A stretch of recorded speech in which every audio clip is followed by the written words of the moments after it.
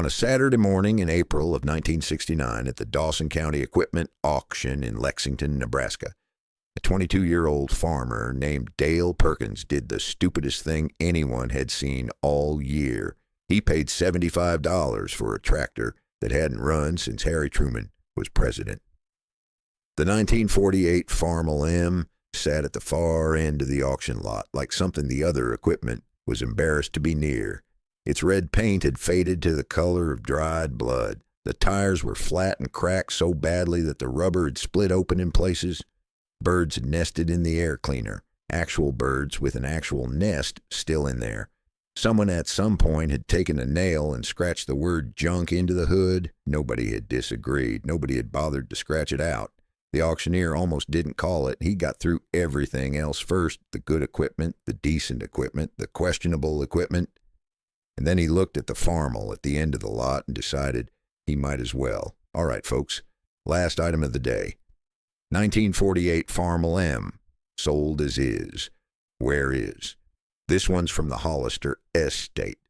Been sitting in a barn since '52. Probably good for parts, maybe. Do I hear $50? Silence. A few chuckles. Come on, folks. $50 for a genuine piece of history. Somebody's got to want it. More silence. The auctioneer was already moving on mentally when a hand went up in the back. 50, said Dale Perkins. The auctioneer looked genuinely surprised. I have 50. Do I hear 60? Nothing. 50 going once. 50 going. 75. Dale's voice again, bidding against himself. The crowd started laughing openly. Who bids against themselves for a piece of junk? The auctioneer snapped it shut before Dale could go higher. Sold to the young man in the back.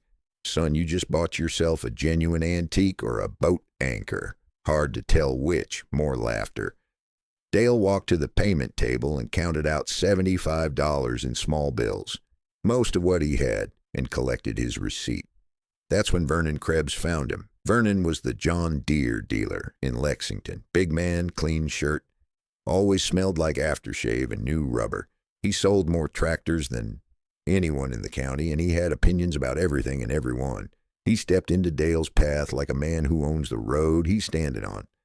Dale Perkins, I heard you just spent $75 on that Hollister pile of rust.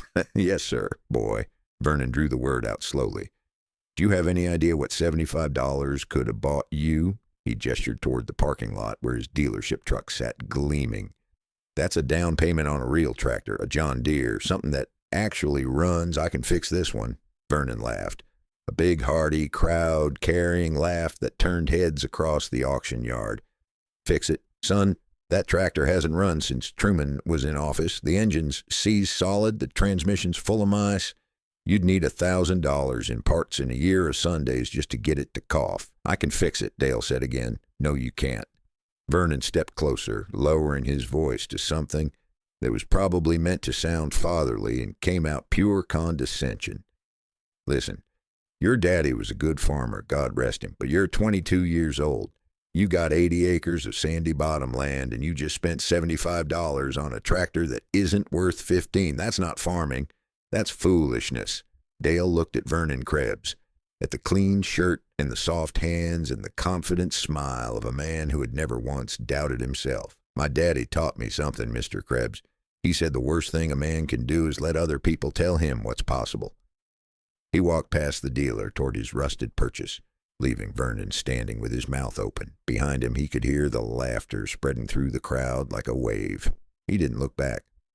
Now let me tell you about Dale Perkins, because this story makes no sense without understanding what he was walking into and what he was walking away from. Dale was born in 1947 in Lexington, Nebraska, the only son of Walter and Mary Perkins. Walter had farmed 80 acres of bottom land along the Platte River for 20 years. Not enough to get rich, but enough to stay.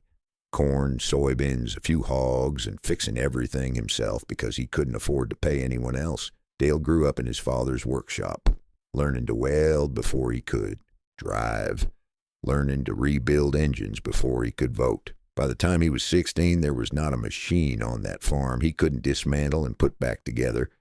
Then, in the spring of 1968, Walter Perkins had a heart attack while plowing the north field. He was dead before the ambulance arrived. Dale was 21, suddenly responsible for 80 acres, a grieving mother, and a pile of debts his father had never mentioned. The farm's only tractor, a 1954 Farmall Super M, had thrown a rod the previous fall. Walter had been nursing it through the winter, planning to rebuild it in the cold months. He never got the chance. For a year, Dale worked the farm with borrowed equipment and rented machinery, falling further behind every season. He needed a tractor. New ones cost thousands he didn't have. The used market was picked clean by farmers expanding on borrowed money.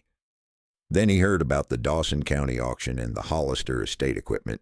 He didn't know anything about Clarence Hollister. He just knew that a Farmall M was mechanically the same as his father's Super M, which meant that he knew how to work on it, and he knew that $75 was all he could afford. What he didn't know, what no one at that auction knew, was that Clarence Hollister had hidden something inside that engine block 16 years earlier. Something that had been waiting through 2 decades of silence and rust for exactly the right person to come along. But that was 16 years away. First, Dale had to get the tractor home. Let me tell you about the first week, because this is where most people would have quit. It took 4 men to push the Farmall onto the borrowed flatbed trailer. The wheels wouldn't turn, the steering was frozen solid. When they finally got it into Dale's barn, Vernon Krebs's words felt less like mockery and more like prophecy. The engine was seized, exactly as Vernon had said. 17 years of sitting had turned the oil to black varnish and fused the pistons to the cylinder walls. The transmission was packed with mouse nests and corroded gears. The electrical system was a tangle of crumbling insulation and frayed wire. The hydraulics were frozen. The radiator leaked from 6 separate places. Dale spent the first night sitting in the barn, staring at it, genuinely wondering if he'd made the worst decision of his life. Then he remembered something his father used to say. Every broken machine is just a puzzle waiting to be solved. You just have to find the first piece. The first piece was the engine. Now let me stop and explain what Dale was actually attempting, because most people don't understand the scale of it. A seized engine isn't just stuck, it's damaged. When an engine sits for years, the oil breaks down and turns to sludge. Moisture enters and causes rust. Piston rings fuse to the cylinder walls. Valves stick in their guides. Bearings corrode. To fix it, you have to remove the head, pull the pistons, extract the crankshaft, clean every single component, replace what's gone, machine what can be saved, and then reassemble everything with tolerances measured in thousandths of an inch. Professional mechanics charge hundreds of dollars for this work in 1969. Dale didn't have hundreds of dollars. He had $75 worth of rust and a set of his father's tools. So he taught himself. He got books from the library, Farmall repair manuals, machinist handbooks, engineering texts. He studied them at night after working the fields with borrowed equipment during the day. He learned cylinder boring, crankshaft grinding, valve seat cutting. He learned which parts could be saved and which had to be replaced. Every weekend, every spare hour, he worked on that engine. The neighbors thought he was losing his mind. Vernon Krebs drove past one afternoon, saw Dale elbow deep in the engine block, and laughed so hard he nearly drove into the ditch. Word spread at the feed store, at the diner, at church. That tractor's never going to run. Walter Perkins must be spinning in his grave. $75 straight into the ground. Dale heard all of it. He kept working. By the fall of 1969, he had the engine completely apart. Every piece laid out on the workshop floor, labeled and cataloged. The damage was real but not fatal. Cylinder walls scored but boreable. Crankshaft with surface rust but no deep pitting. The camshaft was good. The block itself, despite 17 years in a barn, was solid. But one thing puzzled him. When he drained the crankcase, he expected to find the usual sludge of degraded oil. Instead, he found something different. The oil was dark and thick, yes, but it had been topped off recently. Recently, by 1952 standards. Someone had added fresh oil to the engine not long before it was parked, and the oil pan had been sealed, not just bolted on, but sealed with a waterproof compound that had kept moisture out for 17 full years. That was why the crankshaft wasn't destroyed. That was why the bearings weren't completely gone. Someone had prepared this engine for long-term storage, deliberately, carefully. But why? Why seal the engine like that and then leave the rest of the tractor to rot? Dale filed the question away and kept working. There were more pressing problems, like boring cylinders without a machine shop. He solved that the way he solved every problem, ingenuity and stubbornness. He built his own bore and bar from scrap steel and then an old electric motor. He mail-ordered oversized piston blanks from a supplier in Ohio and spent 3 months grinding and fitting and adjusting until everything was right. By the spring of 1970, he had a rebuilt engine. 6 more months rebuilt the transmission, another year for the hydraulics and electrical system. By 1972, 3 years after he'd counted out $75 at the payment table, the tractor was ready. Dale remembers the morning the way some men remember their wedding day. He had checked everything twice: oil, coolant, fuel, battery, primed the carburetor, set the choke, adjusted the timing. He climbed into the original seat, cracked and weathered but solid, and his hand was shaking as he reached for the starter. 3 years of work, 3 years of being laughed at, 3 years of his neighbors saying it couldn't be done. He pushed the button. The engine turned over once, twice, coughed, sputtered, then it roared to life. Dale sat there with tears running down his face as the old Farmall M rumbled beneath him for the first time in 20 years. The sound was rough at first, then smoothed as the oil circulated and the parts found their rhythm. He drove it out of the barn into the spring sunshine and just sat in the yard, letting it run, listening to the sound of 3 years of stubbornness made real. He didn't know it yet, but Vernon Krebs was driving past on the county road. The dealer saw the Farmall running, saw Dale sitting on it with tears on his face, and didn't stop, didn't say a word, just drove on a little faster than necessary. Let me tell you about the next 13 years, because this is where the real story lives. From 1972 to 1985, Dale Perkins farmed his 80 acres with that 1948 Farmall M, no new tractor. No loans, just work and patience and keeping that old machine running. The tractor got older, 37 years old by 1985, ancient by any farming standard. And parts got harder to find, but Dale fabricated what he couldn't buy, machining replacements in his workshop, adapting pieces from other equipment. Every season he planted and harvested and turned a small profit. Every year he put money aside. While his neighbors were buying bigger tractors and taking on bigger debts during the boom years of the 1970s, Dale was living carefully and saving steadily. By 1985, he had nearly $40,000 in the bank. He also had a reputation. The farmers who had laughed at his $75 purchase in 1969 were now driving their equipment to him for repairs. He could fix things the dealership said were beyond saving. He could rebuild engines other mechanics had written off. The Farmall had been a very expensive education at a very low price, but the farm crisis was teaching everyone else a different kind of lesson. You probably know the broad story of the 1980s farm crisis. Interest rates hit 20%. Commodity prices collapsed. Land values that had tripled in the 1970s came crashing down. Farmers who had borrowed against inflated land values found themselves owing more than everything they owned was worth. In Dawson County, foreclosure notices started appearing on mailboxes in the spring of 1985 and kept appearing every week after that. Vernon Krebs was hurting badly. His dealership had sold tractors on credit through all the boom years, and now those loans were going bad. Farmers who couldn't pay the bank certainly couldn't pay the dealer. Vernon was hemorrhaging money. One evening in May of 1985, Vernon drove out to the Perkins farm. Dale was in his workshop replacing a hydraulic seal on a neighbor's baler. Vernon stood in the doorway with his hat in his hands.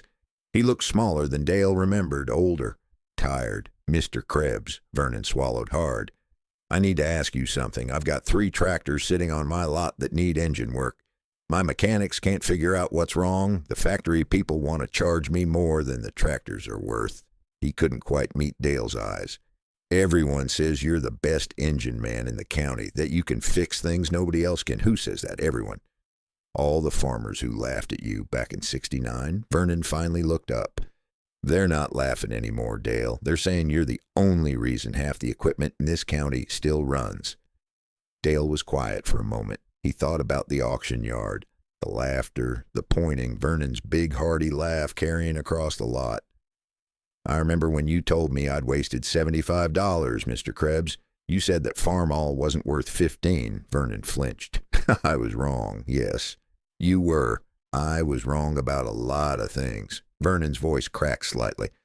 I told farmers to buy new equipment, take on debt, expand. I made good money on those sales. He looked out the workshop door toward the fields. Now those farmers are losing everything, and I can't sleep at night.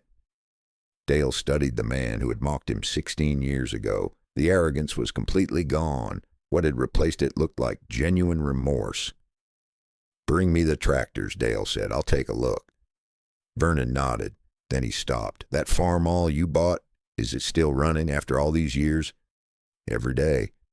Vernon shook his head slowly. $75. Best investment anyone in this county ever made. He walked to his truck and drove away. Now let me tell you about the discovery, because this is where the story takes a turn that nobody, not Dale, not Vernon, not anyone in Dawson County, ever saw coming.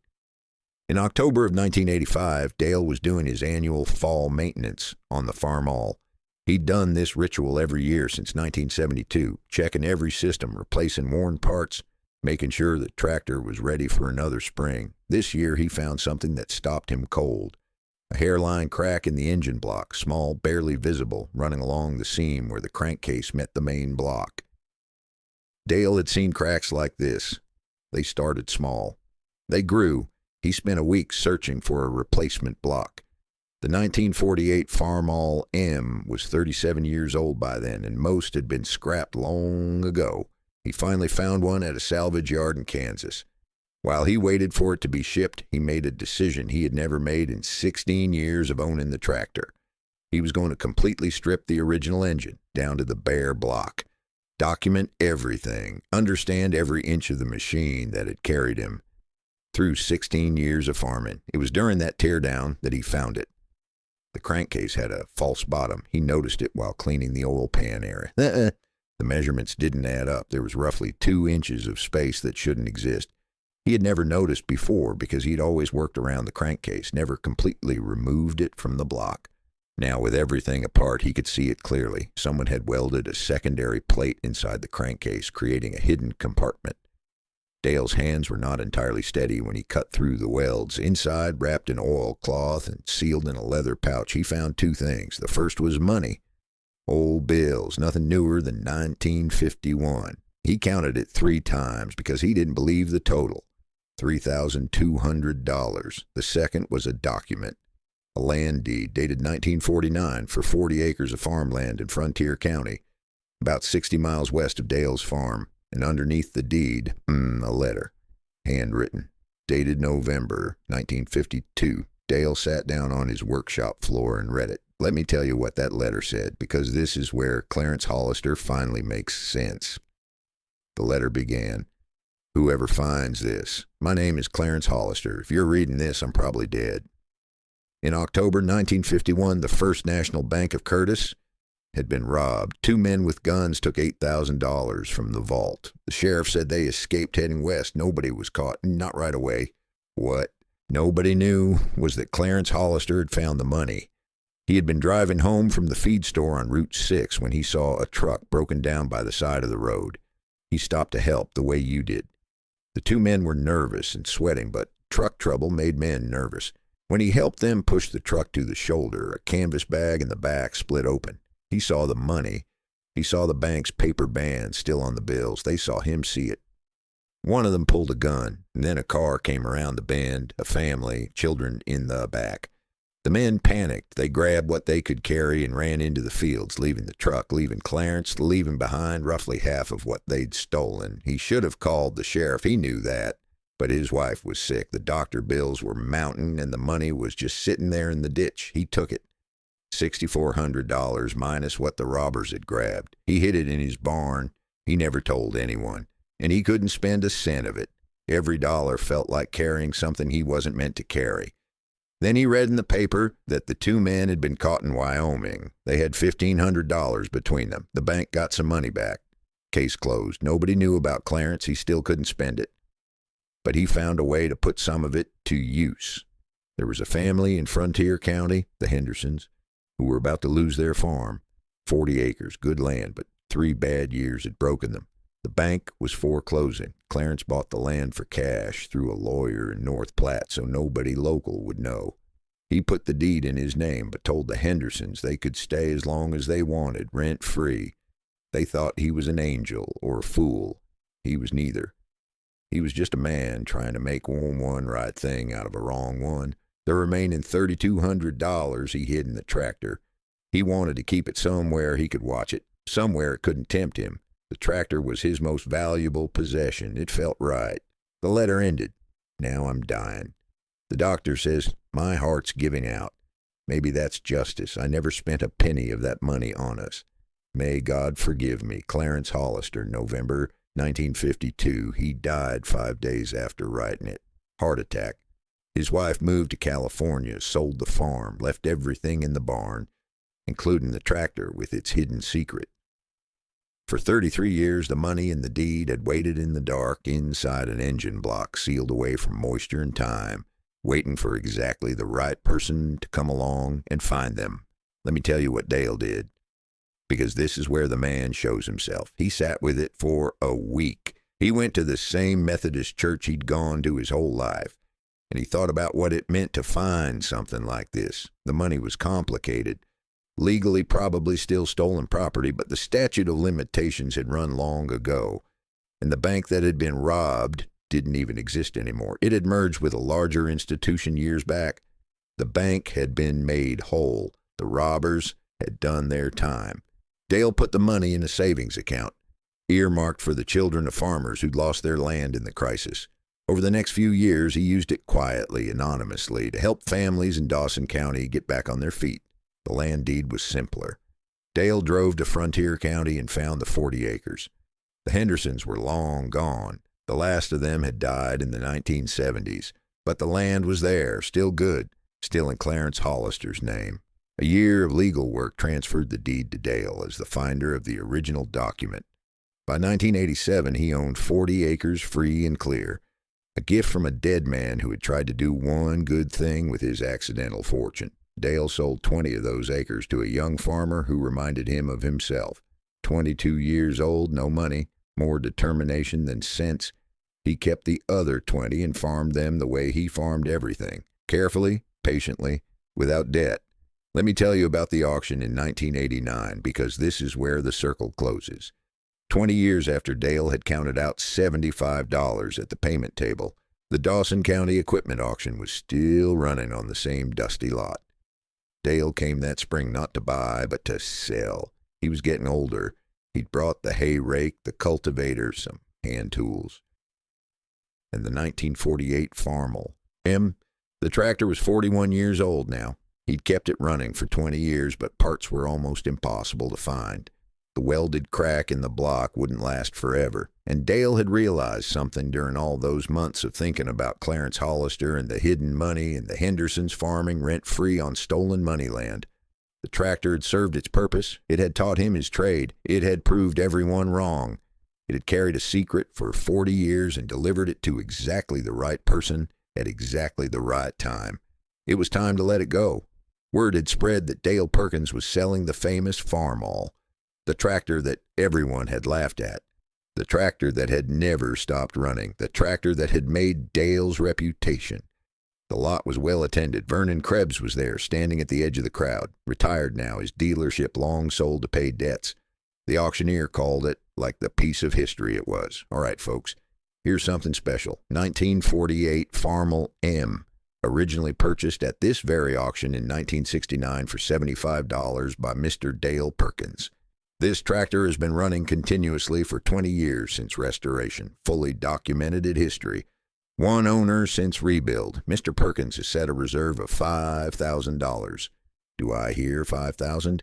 Hands went up all over the lot. Collectors, farmers, history buffs. The bidding climbed. In 6, 7, 8, it sold for $12,500. Dale watched the new owner, a collector from Iowa, load the Farmall onto a trailer. As the trailer pulled away, Vernon Krebs walked over. $12,000, Vernon said. For a tractor, you paid $75 for. That's right. I told you it wasn't worth $15. You did. Vernon was quiet for a moment. Then he stuck out his hand. I was a fool, Dale. I've been wanting to tell you that for 20 years. Dale shook it. "We've all been fools about something, Mr. Krebs. The trick is knowing when to stop. Did you ever find out why the engine was sealed up so careful? I always wondered about that." Dale smiled. "That's a long story, Vernon. Buy me a cup of coffee sometime, and I'll tell you about Clarence Hollister." "Who's that?" "The man who taught me that the best treasures are the ones you don't know you're looking for. Dale Perkins is 78 years old now. He still farms a smaller operation, a few acres of corn, a vegetable garden. It's in his blood the way it was in his father's blood and his grandfather's before that. The 40 acres in Frontier County were sold years ago to help Dale's daughter start her own farm in Kansas. The $3,200 from Clarence Hollister's secret has long since been spent, scattered quietly among the families of Dawson County who needed it most. The 1948 Farmel M is in a museum in Iowa, still running, still carrying its story. Dale kept one thing, the letter. Clarence Hollister's confession, written 50 years ago by a dying man who couldn't live anymore with what he was carrying. Dale reads it sometimes late at night when he's thinking about what his life has meant. He thinks about Clarence alone with his stolen money and his guilty conscience. He thinks about the Hendersons farming rent-free on land paid for by a bank robbery. He thinks about his father, who taught him to fix things. He thinks about Vernon Krebs, who laughed at him and then shook his hand. Mostly he thinks about the tractor, $75. That's what he paid for something everyone agreed was worthless. And that worthless thing taught him a trade, built his reputation, kept his farm alive through the worst agricultural crisis in 50 years, and carried inside its engine a secret worth more than money. The proof that decency, even when it comes too late, even when it's imperfect and guilty and frightened, still matters. Vernon Krebs called it $75 of foolishness. Dale calls it the best investment he ever made, not because of the hidden money, not because of the land deed or the $12,500 he got when he finally sold it. The best investment he ever made was believing in something when everyone told him it was worthless. Some things don't look like what they are. Some machines hold more than oil. And some men, the quiet ones, the ones who keep working while everyone else is laughing, they end up being the ones still standing when the laughter stops. That's what $75 bought on a Saturday morning in April of 1969 in Lexington, Nebraska. Everything.